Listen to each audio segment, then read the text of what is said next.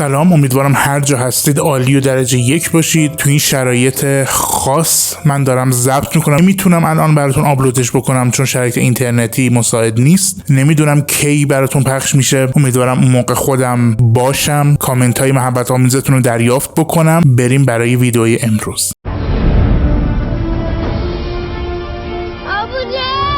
امروز 2 سریال بهتون معرفی میکنم، 2 سریال تاریخی تقریبا تلفیقی. بذارید اینجور بهتون بگم که معمولا سریالایی که داریم تاریخی نیستن. یاغی، دزدی که مردم را دزدید، مربوط به 1494 تا 1506 میلادی. مجرمی که به مقامی میرسه ثروت رو نمیدزده، بلکه در اصل قلب و ذهن مردم رو میدزد. یه شخصیت تفرقه انگیز ولی قهرمان که اسمش هونگیلدونگ بود. سریالی هم به همین اسم در سال 2008 ساخته شده بود، ولی نسخه شبکه MBC کاملا متفاوت، بهتر از قبلی بود. اولش یه مقدار داستان کند شروع میشه، ولی به مرور تبدیل به الماسی درخشان میشه که از دوران بچگی تا اوج یاغیگری او رو به نمایش در میاره. شورشی شاید ترجمه بهتری باشه برای کسی که بی‌عدالتی قوه قضاییه رو درباره پدرش دیده. تبدیل به رابین هود چوسان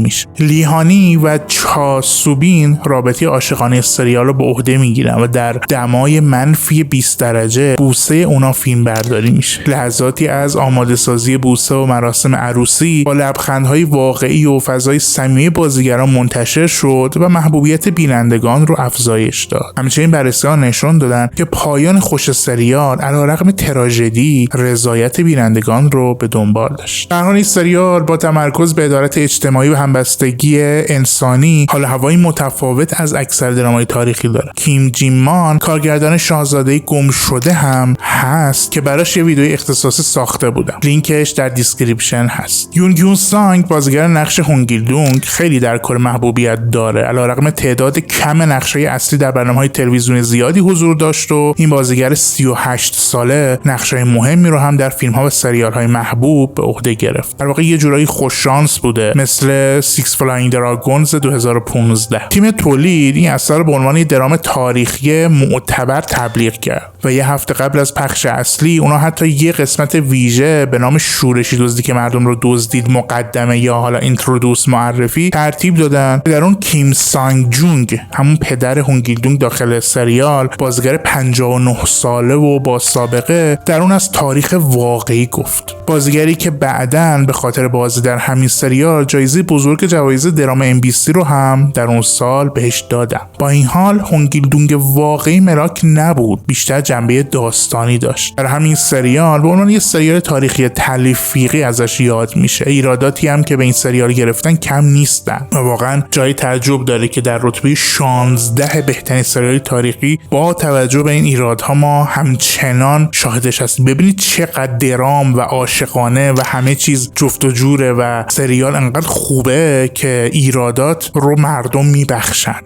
ایراداش بیشتر شبیه ایرادات سریال بازی تاج و تخته. وقتی همه چی خوب باشه، به خصوص بازیگری، گرافیک‌های کامپیوتری ضعیف به چشم میاد یا جزئیات دارای اشکال تاریخی به دلیل تحقیقات ضعیف تاریخی. صحنه نبرد محاصره در قسمت‌های 27 و 28 جایی که گاریونگ به عنوان گروگان به تیرکی آویزون شده بود در تیزر قسمت 1 ظاهر شد، اما به نظر میرسید که دوباره فیلم برداری شده و سکانس های تیزر کیفیت خیلی بالاتری از سکانس های اصلی داخل سریال داشتن. همینطور در قسمت 6 یه پهباد از ناکجا آباد در سلسله چوسون ظاهر میشه. خب من خیلی خلاصش کردم، بریم سراغ سریال شماره 15. اگر تا اینجا ویدیو خوشتون اومده لطفا از من حمایت کنید. فیلم ها و سریال های جدید و بروز و همینطور بهترین فیلم ها و سریال ها رو براتون قرار میدم، معرفی میکنم، نقد و بررسی میکنم، بهشون واکنش نشون میدم. سرگذشت آسه‌دار پارت 1 و 2 و 3 و 4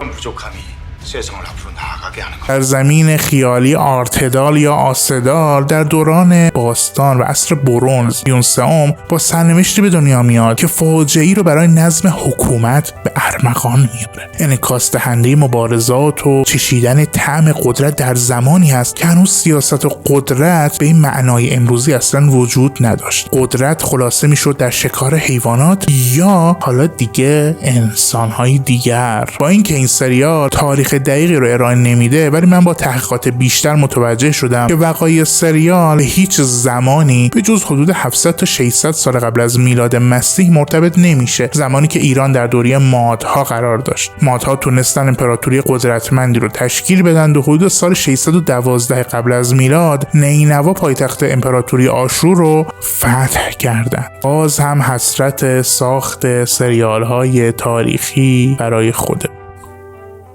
برای ساخت این مجموعه بودجه نجومی در نظر گرفته شد، بیش از 54 میلیارد وون. برای همین هر فصل که دارای 6 قسمت هست به شکل جداگانه تهیه شد، به طوری که برخی عوامل بازیگران برای فصل 4 تغییر کردند. جامعه خیالی و نژادهای مختلف، سارام انسان، نئانئال انسانهای نخستین، قدرتمند آبی پوست انسان نیستند و ایگوتو ترکیبی از دو نژاد، در بسترهای فرهنگی و مذهبی اساطیری الهام گرفته از افسانه‌های باستانی، به ویژه افسانه تانگون. سونگ جون کی نقش دو شخصیت مکمل سایا و یوسوم رو به خوبی ایفا میکنه. سازندگان از ترکیب از CGI و فیلمبرداری واقعی در جاهای خیلی سخت مانند صحرای داناکی در اتیوپی و جزیره جیجو همینطور در برونئی استفاده کردن که محیطی زیبا، خارق‌العاده و باور نکردنی رو پدید بیارن. منتقدان کره‌ای نسبت به پیچیدگی بیش از حد مقدمه‌ها و کمبود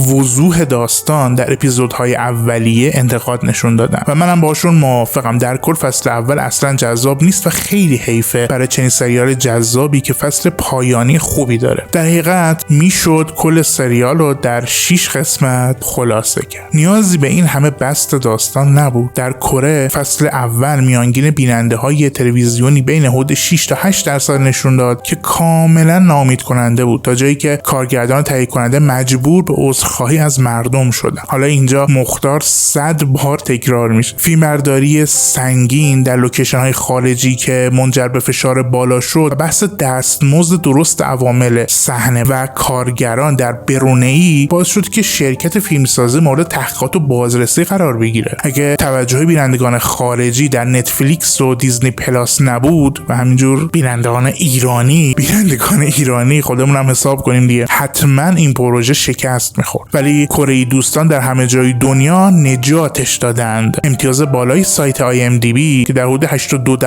حرف منو ثابت میکنه. به خصوص این که میبینیم سریالی مثل اسکوید گیم امتیازش پایین تره، ولی خب اون 600,000 تا رأی شده امتیاز 8، این 6,000 تا رأی. ولی خب هر کس دیده و بینندگان خارجی دیدن و پسندیدن مورد استقبالشون قرار گرفته، امتیاز بالا دادن دیگه. شخصیت پردازی همه کاراکترهای اصلی جذاب در دل داستان نهفته و بازیگران هم به خوبی تونستن پیچیدگی‌های لایه به لایه شخصیت‌ها رو نشون بدن. ولی تیغ تند انتقادات اینطور برید که به وجود اینکه چیدمان صحنه مربوط به دوران باستانه، شخصیت اصلی شلوار مدرن و لباس مهمانی به سبک غربی میپوشه و جواهرات نفیس در نمای نزدیک نشون داده میشه. همینطور ساخت آهن، شمشیرهای آهنی که کاملا جنبه فانتزی دارن در چنین زمانی، وجود چند المان مثل دیوار و شخصیت‌های مشابه سری بازی تاج و تخت خیلی سر و صدا کرد. همه اینها در کنار ناشیانه بودن فیلمنامه مانند مونولوگ شخصیت اصلی و یا دیالوگ‌های پوچ در بعضی از موقعیت‌های اضطراری باعث شد که نویسنده قدرتمند و با افتخار این سریال اعتراف کنه که غلط کردم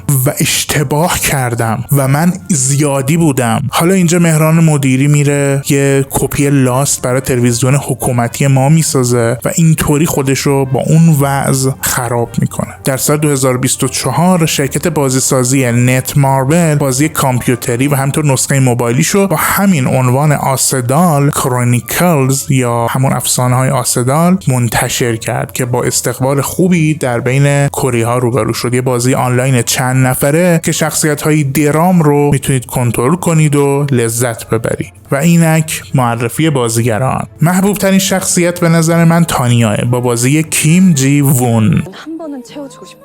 사랑으로만. 봄이 오면 너도 나도. بزرگترین شخصیت ضد قهرمان ولی در این حالم میتونه قهرمان هم باشه برای بعضی ها. تاگون قدرتمند و باهوش کسی که حکومت رو به دست میگیره و سیاست به خرج میده و تمام ویژگی های عالی درجه کتاره، واقعا شخصیت پیچیده داره و هم میتونه قهرمان و هم ضد قهرمان باشه با بازی جانگ دونگان. اما قهرمان اصلی یوسئون به همراه سایا با بازی سونگ جون کی. 이 이야기는 흑수저로 태어나 재벌가의 노예가 되어 목숨을 바친 사람의 복수극이다. 기업을 삼키는 이야기다. اگر که فکر میکنید نکته جا افتاده یا فکر میکنید که بهتر بود اون را مطرح میکردم، توی کامنت ها بنویسید چه سوالاتی دارید. اگر سوالاتی دارید که به نظرتون بی پاسخ مونده بهم بگید که اون سوالات رو پیدا کنم جوابشو و بهتون بگم و توی قسمت های بعدی جواب اون سوالات رو برای اون سریال های دیگه هم بیارم. دوستتون دارم. تا ویدیوی بعدی.